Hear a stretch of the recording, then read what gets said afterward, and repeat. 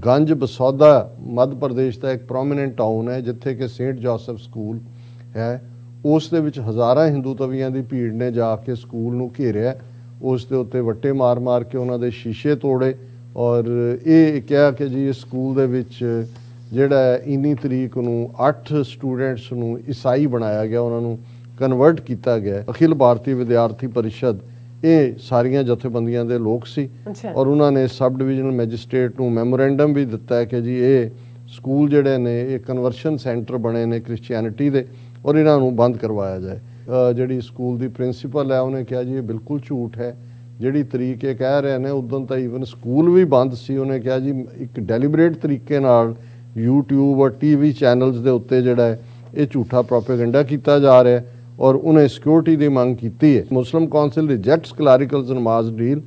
The community will continue to offer prayers at all the 37 sites agreed upon in 2018। 1192 दे विच मुहम्मद गौरी ने हराया दिल्ली के पृथ्वीराज चौहान नूं और उस तो बाद जिहड़ा कुतुबदीन ऐबक कमांडर सी मुहम्मद गौरी दा, उन्हें विष्णु हरी दा मंदिर और 27 जैन और हिंदू मंदिर ढा के कुतुब मीनार बनाया सी।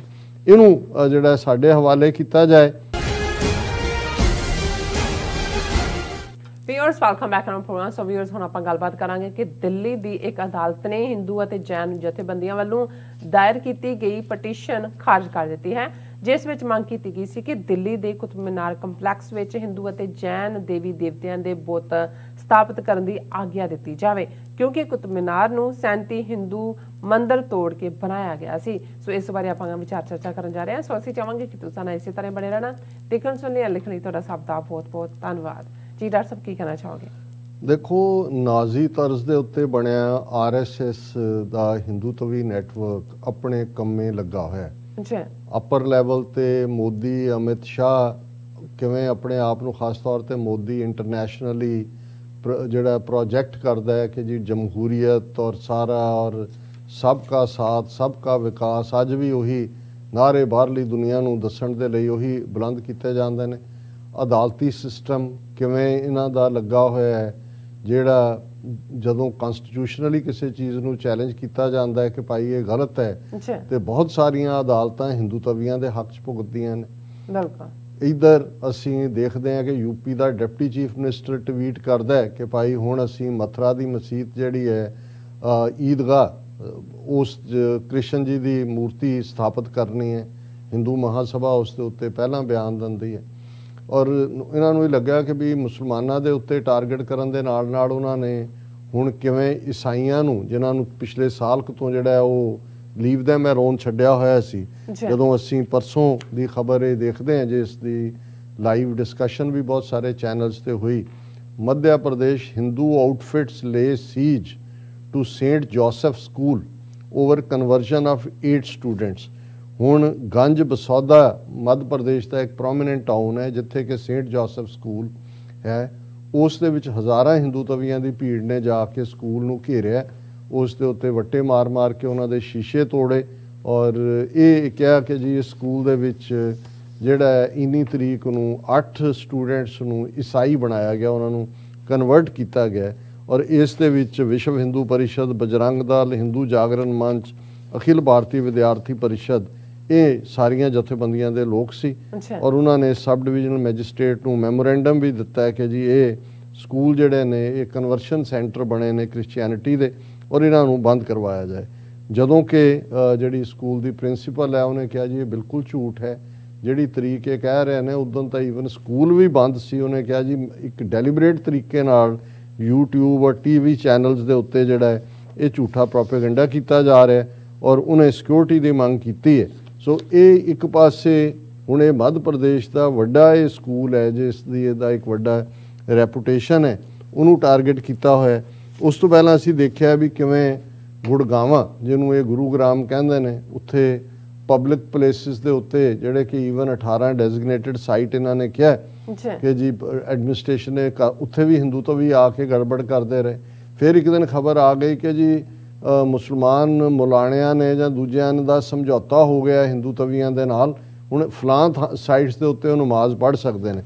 पर मैं ये खबर देख रहा सी कि जिहड़ी उन्हां दी फिर मेन कौंसल है ਉਹਨਾਂ ਨੇ ਕਿਹਾ ਜੀ ਕਿਹੜੇ ਮੌਲਾਣੇ ਤੇ ਕਿਹੜੇ ਉਹਨਾਂ ਨੇ ਜਿਹੜਾ ਆਪਣਾ ਹੀ ਮੁਸਲਿਮ ਰਾਸ਼ਟਰੀ ਮੰਚ RSS ਨੇ ਬਣਾਇਆ ਹੋਇਆ ਉਹਨਾਂ ਦੇ ਨਾਲ ਹੀ ਜਿਹੜਾ ਕਰਕੇ ਤੇ ਕਰਤਾ ਜੀ ਮੁਸਲਿਮ council rejects clericals namaz deal the community will continue to offer prayers at all the 37 sites agreed upon in 2018। ਉਹਨਾਂ ਨੇ ਕਿਹਾ ਜੀ ਬਿਲਕੁਲ ਝੂਠ, ਇਹ ਸਾਨੂੰ ਨੁਮਾਇੰਦੇ ਨਹੀਂ ਹੈ ਸਾਡੇ, ਪਤਾ ਨਹੀਂ ਕਿੱਥੋਂ ਲੈ ਆਏ ਨੇ ਫੜ ਕੇ। ਉਹਨਾਂ ਨੇ ਕਿਹਾ ਅਸੀਂ ਜਿਹੜੇ ਐਡਮਿਨਿਸਟ੍ਰੇਸ਼ਨ ਨੇ 2018 'ਚ ਸਾਨੂੰ 37 ਸਾਈਟ ਦਿੱਤੇ ਸੀ, ਅਸੀਂ ਉਹਨਾਂ ਦੇ ਵਿੱਚ ਨਮਾਜ਼ ਲਗਾਤਾਰ ਪੜ੍ਹਦੇ ਰਵਾਂਗੇ।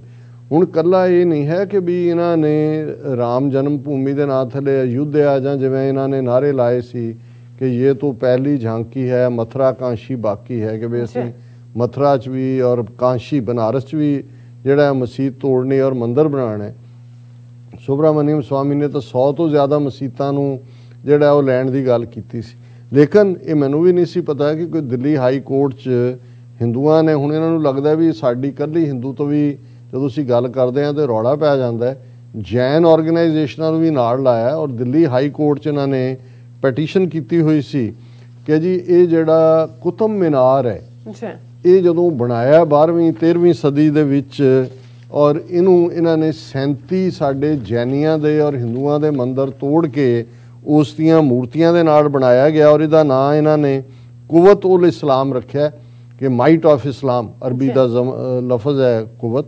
ਉਹਨਾਂ ਨੇ ਕਿਹਾ ਹਾਈ ਕੋਰਟ 'ਚ ਵੀ ਕਿਉਂਕਿ ਇਹ ਜਿਹੜਾ 13ਵੀਂ ਸਦੀ ਦਾ ਬਣਿਆ ਹੋਇਆ, ਕਿਉਂਕਿ 1192 ਦੇ ਵਿੱਚ ਮੁਹੰਮਦ ਗੌਰੀ ਨੇ ਹਰਾਇਆ ਦਿੱਲੀ ਦੇ ਪ੍ਰਿਥਵੀ ਰਾਜ ਚੌਹਾਨ ਨੂੰ ਔਰ ਉਸ ਤੋਂ ਬਾਅਦ ਜਿਹੜਾ ਕੁਤਬਦੀਨ ਐਬਕ ਕਮਾਂਡਰ ਸੀ ਮੁਹੰਮਦ ਗੌਰੀ ਦਾ, ਉਹਨੇ ਵਿਸ਼ਨੂੰ ਹਰੀ ਦਾ ਮੰਦਿਰ ਔਰ 27 ਜੈਨ ਔਰ ਹਿੰਦੂ ਮੰਦਿਰ ਢਾਹ ਕੇ ਕੁਤਬ ਮੀਨਾਰ ਬਣਾਇਆ ਸੀ।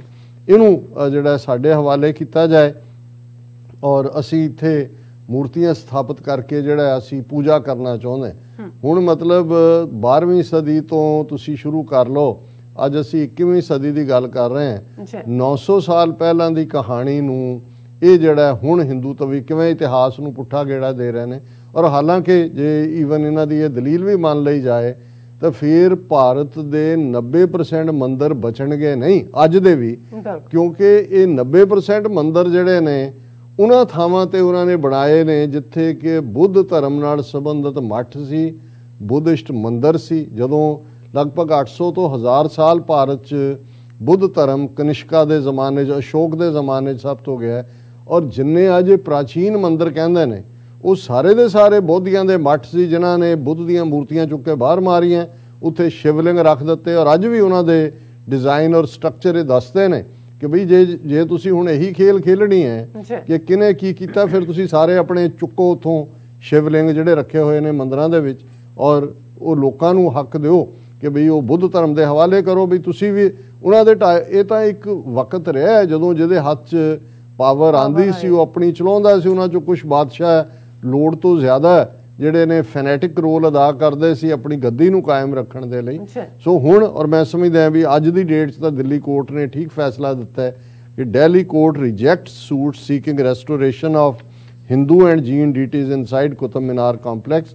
ਦਿੱਲੀ ਕੋਰਟ ਨੇ ਇਹਨਾਂ ਹਿੰਦੂ ਤਵੀ ਜਥੇਬੰਦੀਆਂ ਦੇ ਇਸ ਦਾਅਵੇ ਨੂੰ ਰਿਜੈਕਟ ਕੀਤਾ ਔਰ ਇਸ ਦੇ ਉੱਤੇ ਉਹਨਾਂ ਨੇ ਜਿਹੜੀ ਜੱਜ ਹੈ ਸਿਵਲ ਜੱਜ ਨੇਹਾ ਸ਼ਰਮਾ ਉਹਨੇ ਕਿਹਾ ਕਿ India had a culturally rich history.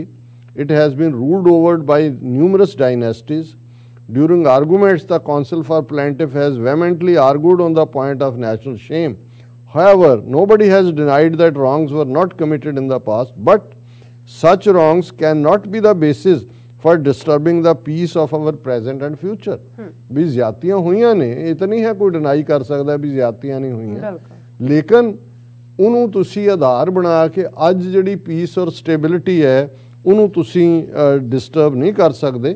ਕਿ ਉਹਨੇ ਫਿਰ ਕਿਹਾ ਜੱਜ ਨੇ ਕਿ ਭਾਈ ਆਲਰੇਡੀ ਕੁਤਬ ਮੀਨਾਰ ਤਾਂ government of India the property ਹੈ, ਉੱਥੇ ਕੋਈ ਹੋਰ ਤਾਂ ਨਹੀਂ ਹੈ ਔਰ ਇਹ ਜਿਹੜਾ ਹਿਸਟਰੀ ਜ਼ਰੂਰ ਹੈ।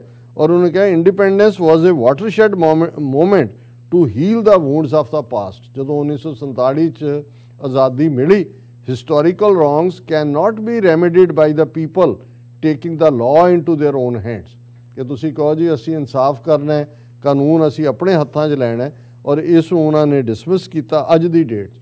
ਹੁਣ ਇਹ ਹਾਈ ਕੋਰਟ ਨਹੀਂ ਹੈ, ਸਿਵਲ ਕੋਰਟ ਹੈ। ਮੈਨੂੰ ਲੱਗਦਾ ਹੈ ਕਿ ਵੀ ਇਹ ਜਿਹੜੇ ਨੇ ਇਹਨੂੰ ਲੈ ਕੇ ਜਾਣਗੇ ਹਾਈ, ਕਿਉਂਕਿ ਇਹਨਾਂ ਨੇ ਬਿਲਕੁਲ ਤੁਸੀਂ ਦੇਖੋ ਮੰਦਰ ਦੇ ਮਾਮਲੇ 'ਚ ਮਸੀਤ ਜਦੋਂ ਬਾਬਰੀ ਮਸੀਤ ਢਾਈ ਹੈ, ਅਯੁੱਧਿਆ, ਇਲਾਹਾਬਾਦ ਹਾਈ ਕੋਰਟ ਦਾ ਰੈਲੇਟਿਵਲੀ ਫੇਅਰ ਡਿਸੀਜਨ ਸੀ। ਉਹਨੇ ਤਿੰਨੋਂ ਧਿਰਾਂ ਨਿਰਮਲ ਅਖਾੜਾ, ਬਾਬਰੀ ਮਸੀਤ ਪਰਸਨਲ ਬੋਰਡ ਔਰ ਜਿਹੜਾ ਵੀ ਉਹਨਾਂ ਦਾ ਹਿੰਦੂ ਅਖਾੜਾ ਸੀ ਉਹਨਾਂ ਨੂੰ ਰਾਈਟ। ਜਦੋਂ ਤੱਕ ਸੁਪਰੀਮ ਕੋਰਟ 'ਚ ਗਿਆ ਉਹਨੇ ਸਾਰੇ ਦਾ ਸਾਰਾ ਚੁੱਕ ਕੇ ਉਹਨੇ ਕਿਹਾ ਜੀ ਇਹਨਾਂ ਨੂੰ 5 ਏਕੜ ਕਿਤੇ ਹੋਰ ਦੇ ਦਿਓ, ਮਸੀਤ ਬਣਾ ਲੈਣ। ਔਰ ਜੱਜ ਨੇ ਅੱਜ ਦੀ ਡੇਟ 'ਚ ਉਹਨੇ ਬਿਲਕੁਲ ਠੀਕ ਕਿਹਾ। ਜੱਜ opinion that once a structure has been declared to be protected monument and is owned by the government of India, then plaintiff cannot insist that the place of worship must be actually and activity be used for religious services. So ਹਾਲ ਦੀ ਘੜੀ ਇਹ ਉਹਨੇ ਜਿਹੜਾ ਸਨੱਬ ਕੀਤਾ ਹੈ ਉਹਨਾਂ ਨੂੰ, ਲੇਕਿਨ ਮੈਨੂੰ ਇਹ ਲੱਗਦਾ ਹੈ ਕਿ they will come back with a new strategy, ਕਿਉਂਕਿ ਉਹਨਾਂ ਦਾ RSS ਦਾ ਇਹ ਡਿਕਲੇਅਰਡ ਗੋਲ ਹੈ ਹਿੰਦੂ ਹਿੰਦੀ ਹਿੰਦੁਸਤਾਨ, ਇੱਥੇ ਰਹਿਣ ਵਾਲੇ ਹਰ ਇੱਕ ਨੂੰ ਹਿੰਦੂ ਬਣਾਉਣਾ, ਲੈਂਗੁਏਜ ਹਿੰਦੀ ਹੋਏਗੀ, ਇਹ ਹਿੰਦੂਆਂ ਦਾ ਮੁਲਕ ਹੈ। ਇੱਥੇ ਉਹਨਾਂ ਨੇ ਮਸੀਤਾਂ, ਗਿਰਜੇ, ਗੁਰਦੁਆਰੇ ਨਹੀਂ ਰਹਿਣ ਦੇਣੇ, ਇੱਥੇ ਇਹਨਾਂ ਦੀਆਂ ਉਹੀ ਘੰਟੀਆਂ ਖੜਕਣਗੀਆਂ, ਸ਼ਿਵਲਿੰਗ ਹੋਣ, ਔਰ ਹਰ ਇੱਕ ਨੂੰ ਉਹ ਤਾਂ ਭਾਰਤ ਸਾਰਿਆਂ ਨੂੰ ਇੱਕ ਮੰਦਰ ਬਣਾ ਦੇਣਾ ਚਾਹੁੰਦੇ ਨੇ। ਉੱਥੇ ਭਾਵੇਂ ਉਹ ਭੁੱਖ ਨੰਗੀ ਰਹੇ ਹੋਏ, ਲੇਕਿਨ ਇੰਨੇ ਇਸ ਜਨੂਨ ਦੇ ਨਾਲ ਉਹ ਨਾਜ਼ੀਆਂ ਵਾਲੇ ਬਾਕੀਆਂ ਦੇ ਹੱਕਾਂ ਦੇ ਉੱਤੇ ਛਾਪਾ ਮਾਰ ਰਹੇ ਨੇ, ਬਾਕੀਆਂ ਨੂੰ ਜ਼ਲੀਲ ਕਰ ਰਹੇ। ਜੀ ਡਾਕਟਰ ਸਾਹਿਬ ਤੁਹਾਡਾ ਬਹੁਤ ਬਹੁਤ ਸ਼ੁਕਰੀਆ ਤੁਸੀਂ ਆਪਣੇ ਵਿਚਾਰ ਸਾਡੇ ਦਰਸ਼ਕਾਂ ਨਾਲ ਸਾਂਝੇ ਕੀਤੇ ਨੇ। ਸਾਥ ਲੈਣੇ ਆਪਣੇ ਵਿਊਅਰਸ ਕੋਲ ਇਜਾਜ਼ਤ। ਵਿਊਅਰਸ ਸਾਡੇ ਪ੍ਰੋਗਰਾਮ ਦਾ ਸਮਾਂ ਇੱਥੇ ਸਮਾਪਤ ਹੁੰਦਾ। ਤੁਸੀਂ ਆਪਣੀ ਰਾਏ ਤੇ ਸੁਝਾਅ ਸਾਨੂੰ ਭੇਜਣਾ ਭੁੱਲਣਾ ਸਾਡੇ ਇਸ ਪਤੇ ਤੇ SOS@tv84.tv ਤੇ ਅਸੀਂ ਆਪਣਾ ਪ੍ਰੋਗਰਾਮ ਲੈ ਕੇ ਫਿਰ ਦੁਬਾਰਾ ਤੁਹਾਡੇ ਰੂਬਰੂ ਹੋਵਾਂਗੇ। ਤਦ ਤੱਕ ਲਈ ਮੈਨੂੰ ਤੇ ਆਪਣਾ ਸੁਣਾ ਗਿਆ ਦਿਓ। ਦੇਖਦੇ ਰਹੋ TV84। ਬੁਲਾ ਦਿਓ ਫਤਿਹ। ਵਾਹਿਗੁਰੂ ਜੀ ਕਾ ਖਾਲਸਾ, ਵਾਹਿਗੁਰੂ ਜੀ ਕੀ ਫਤਿਹ। ਰੱਬ ਰਾਖਾ।